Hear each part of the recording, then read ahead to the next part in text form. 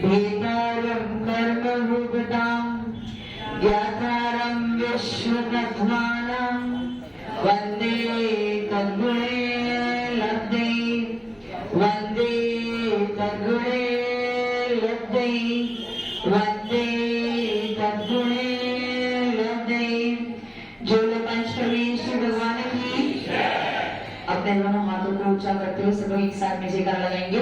जो लोग पंच परमेश्वर भगवान की, आदिनाथ भगवान की, देवीनाथ भगवान की,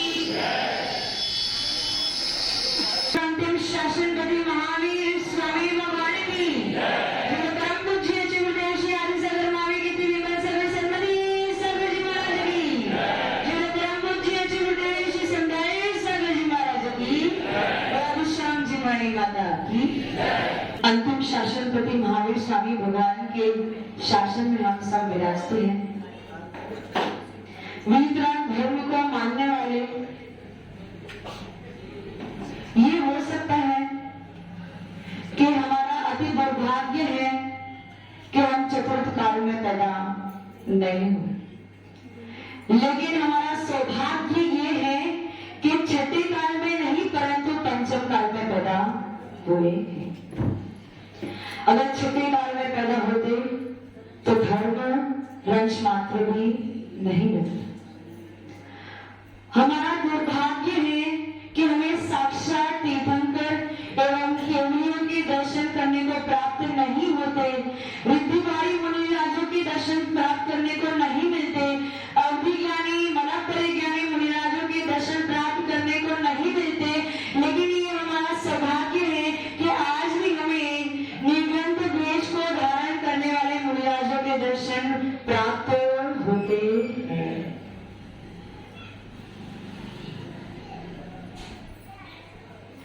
भूमि दो प्रकार की होती है। कितने प्रकार की? एक तो कर्म भूमि और दूसरी भोग भूमि। जैसा नाम है वैसा ही काम है। भोग भूमि यानी क्या? जहां पे भोगों को भोगा जाता है, जहां पे पूर्वकृत पुण्य कर्मों को भोगने का समय आता है, जिस भूमि में पूर्वकृत पुण्य को भोगा जाता है उसका नाम है भोग भूमि।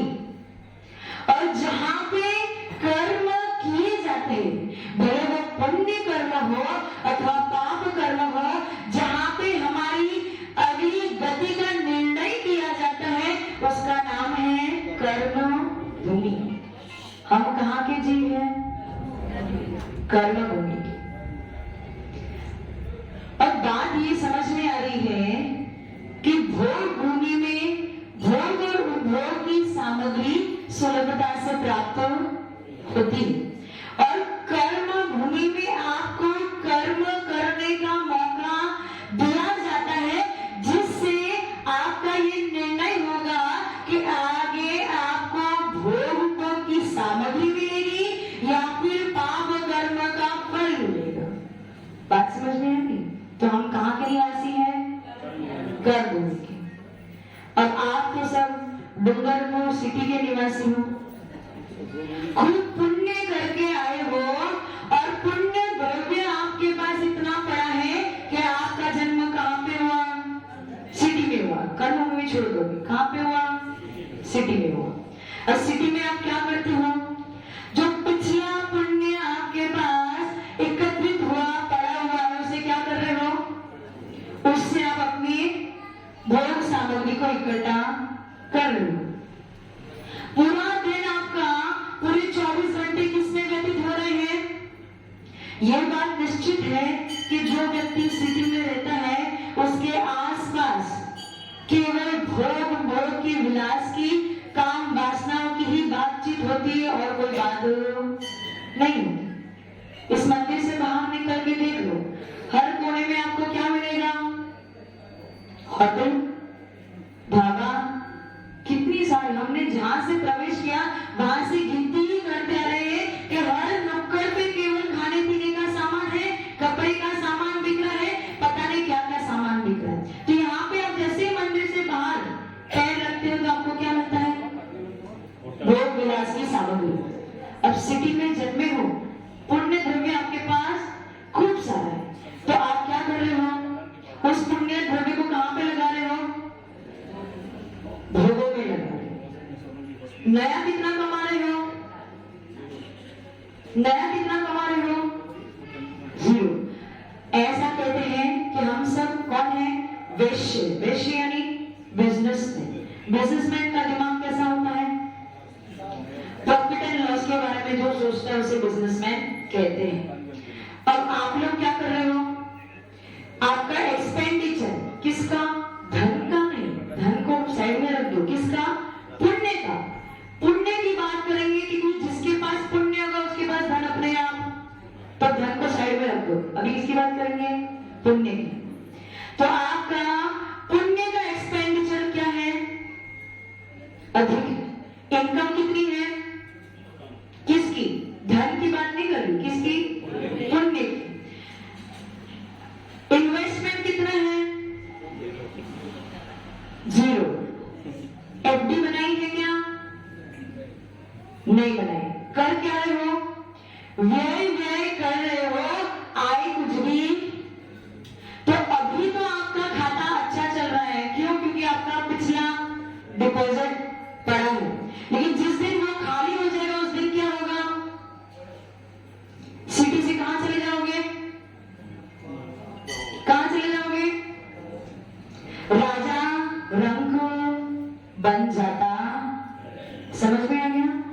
तो ये मत सोचना आज की जो आपकी परिस्थिति है उससे ये निर्धारित नहीं कर लेना कि आप पुण्यशाली हो सकता है अभी प्रेजेंट में आप पुण्यशाली हो, लेकिन इस प्रेजेंट में अगर आपने पुण्य को ऐसे ही सब कुछ गवा दिया और कुछ नया नहीं कमाया, अगर आपकी अच्छी अर्निंग नहीं हुई, अगर आपने अच्छा इन्वेस्टमेंट नहीं किया, तो आप वापस नील पे आ जाओगे।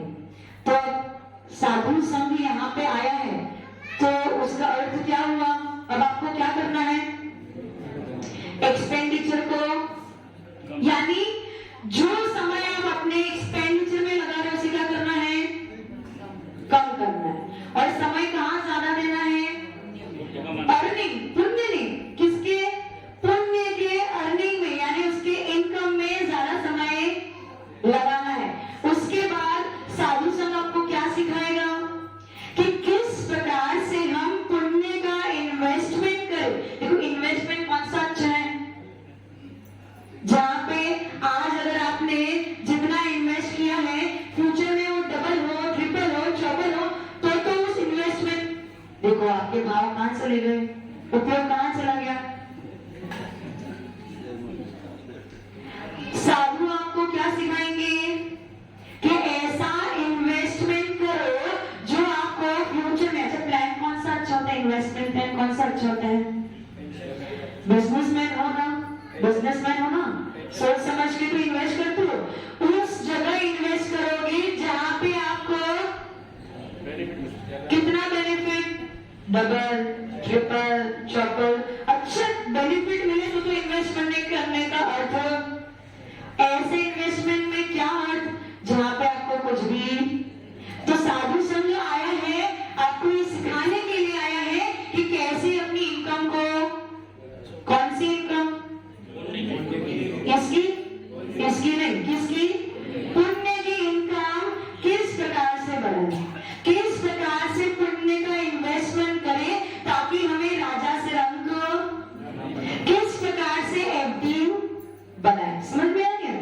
तो आपका ये ध्यान रखना कि जब तक साधु संघ इस डूंगरपुर में विराजमान है तब तक जो बाहर में समय दे रहे हो उसे कट करके यहाँ पे प्लस कर देना, यानी हमारे तरफ अपने उपयोग को बढ़ा के उस उपयोग में प्लस कर देना ताकि आपका पुण्य का इनकम बढ़ जाए, क्योंकि आगे फ्यूचर में यही काम आने वाला। समझ में आया? लक्ष्मी के पीछे सब जानते हो ना, मैं आपको कोई नई बात बता रही हूँ क्या? आज तक कितने साधु संघ इस डूंगरपुर में आके सबने आपको यही प्रवचन सुनाए होंगे, यही उपदेश सुनाए होंगे कि धर्म किस प्रकार से और धर्म क्यों करना चाहिए, हमारा सच्चा स्वरूप क्या है। सबने आपको यही